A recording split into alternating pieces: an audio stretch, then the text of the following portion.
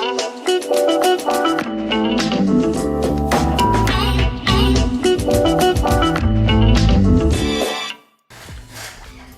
teman-teman mahasiswa di kelas pengantar akuntansi usaha dagang. Ya, ini adalah penjelasan dari saya untuk kalian terkait mengulang kembali apa yang bisa kalian pahami tentang proses penyesuaian. Sebelumnya, di video sebelumnya saya sudah menjelaskan tentang bagaimana apa itu persamaan dasar akuntansi dan juga ditambah dengan apa itu yang kita sebut sebagai proses pencatatan di dalam akuntansi. Itu yang mulai dari kita katakan adalah mulai dari proses yang dilakukan di dalam penjurnalan sampai kemudian proses menyatukan di dalam buku besar, posting ke buku besar. Setelah itu ke neraca saldo. Nah, kali ini kita akan belajar tentang proses penyesuaian ya teman-teman sekalian. Nah, di proses penyesuaian ini mudah-mudahan nanti kalian bisa semakin paham tentang bagaimana melakukan proses penyesuaian di dalam suatu transaksi akuntansi ya, di dalam suatu transaksi akuntansi, aktivitas-aktivitas transaksi yang ada di dalam suatu perusahaan. Nah, itu yang kita harapkan bisa kalian capai di penjelasan saya pada video kali ini.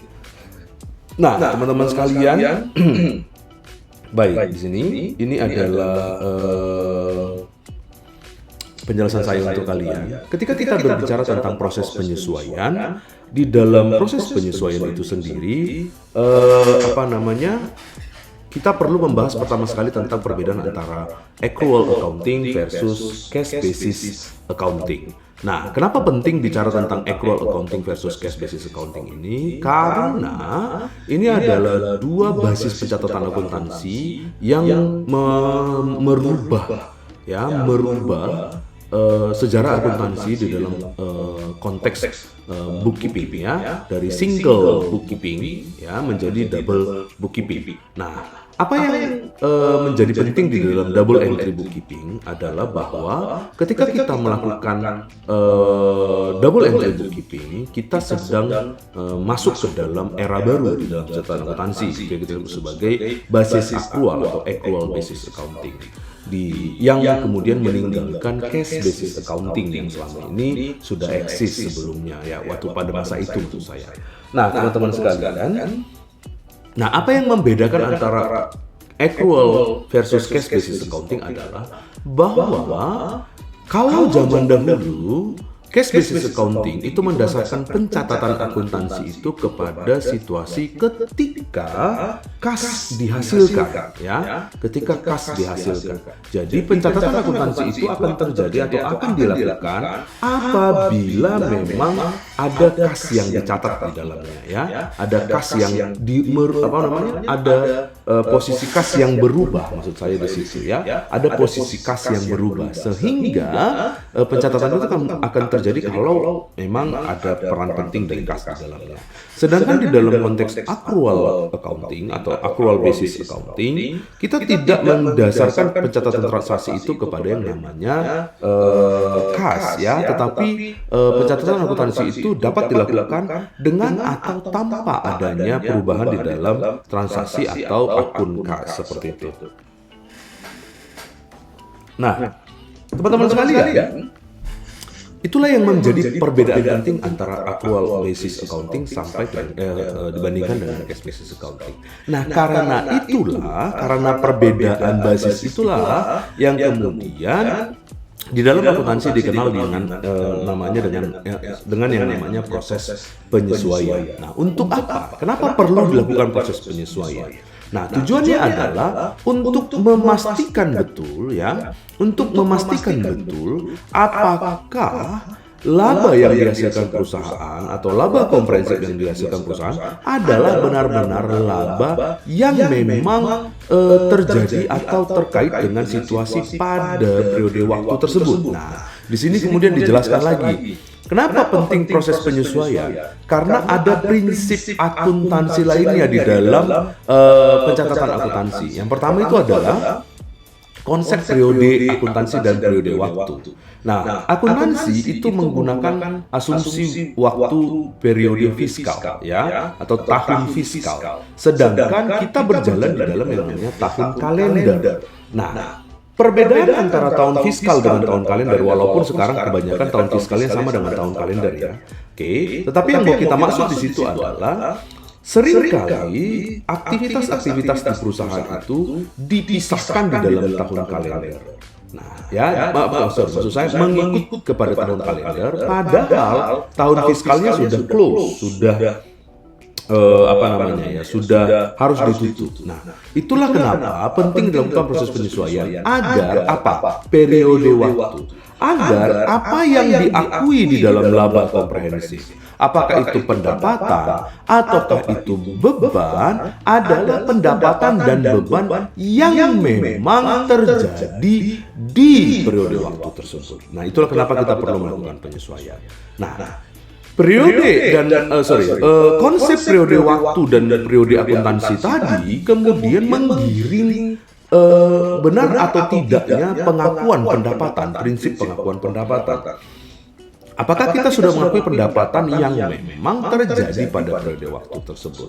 Nah, pengakuan pendapatan itu karena pendapatan itu bergantung kepada yang namanya expenses, ya, atau beban, maka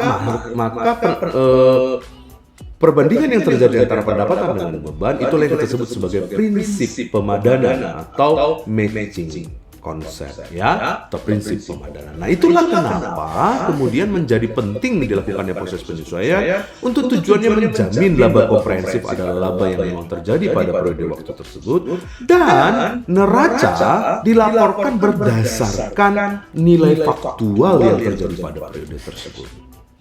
Ya. Nah, maka dari itu jika dijelaskan lebih lanjut teman-teman sekalian, proses penyesuaian itu dibagi dua, yaitu yang pertama itu adalah deferral, ya, deferral, dan yang pertama itu adalah deferral, yang kedua adalah accrual. Nah, deferral itu adalah sesuatu yang sudah dibayar lebih dahulu oleh perusahaan, tetapi kenikmatannya atau manfaatnya belum dirasakan. Misalnya apa?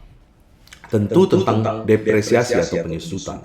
Depresiasi itu terkait apa? Terkait aset tetap. Aset tetap itu kan dibayar dahulu oleh perusahaan, dibeli dulu, mereka bayar dulu kan, oke? Ya, deferral ini, oke? Depresiasi itu, penyusutan itu kan atas aset tetap. Aset tetap itu adalah yang dibayar dahulu, tapi ingat, aset tetap yang disusutkan itu kecuali tanah, ya teman-teman sekalian, ya, jangan nanti kalian menyusunkan tanah pula. Oke, deferral itu adalah sesuatu yang dibayar lebih dahulu, lalu kemudian manfaatnya belum dirasakan, sehingga manfaat-manfaat yang belum dirasakan tersebut belum boleh diakui sebagai beban saat ini. Nah, itulah yang kita sebut sebagai deferral. Oke, nah maka dalam hal ini bisa juga deferral terkait apa? Terkait sesuatu yang kita bayarkan lebih dahulu, misalnya asuransi, sewa, ya. Oke, iklan. Nah, segala sesuatu yang bersifat dibayar di muka, ya, sesuatu yang bersifat dibayar di muka seperti itu. Oke?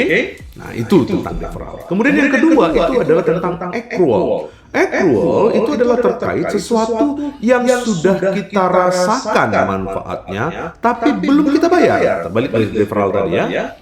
Oke, accrual dan deferral. Oke. Accrual itu apa? Sesuatu yang sudah kita rasakan manfaatnya tapi belum kita bayar. Atau sebaliknya, sesuatu yang sudah kita kerjakan tapi belum dibayar ke kita. Seperti itu, ya. Sesuatu yang sudah kita kerjakan tapi belum dibayar ke kita.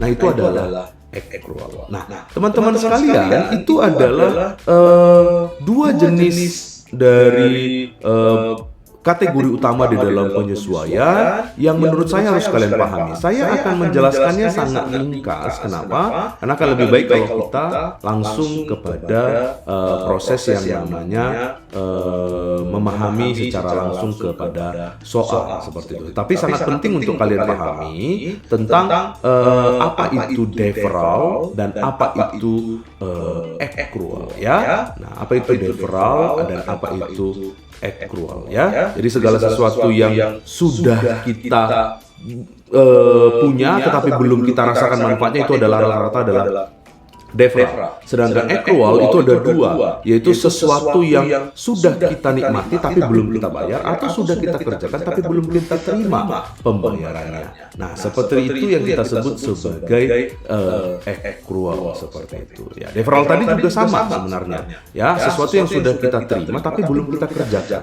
Nah, pokoknya ada ini terkait sesuatu yang memang transaksi itu tidak berkaitan dengan kas, sehingga proses penyesuaiannya harus kita akui di masa penyesuaian untuk memastikan kebenaran dari nilai pendapatan dan nilai beban yang diakui pada periode waktu tertentu tersebut. Ya. Nah, kalau agak sulit memahami kata-kata saya, tetapi harus kalian biasakan memahami kata-kata yang bersifat akuntansi ya teman-teman, supaya kalian itu terbiasa untuk bisa bekerja di dalam bahasa akuntansi, sehingga itu akan sangat mempermudah kalian nanti untuk memahami bahasa-bahasa soal atau bahasa-bahasa latihan seperti itu teman-teman sekalian. Oke? Baik. Itu untuk penjelasan saya terkait dengan proses penyesuaian. Nantinya saya akan berikan soal untuk kalian dan contohnya untuk bisa kita kerjakan bersama. Oke? See you. Thank you.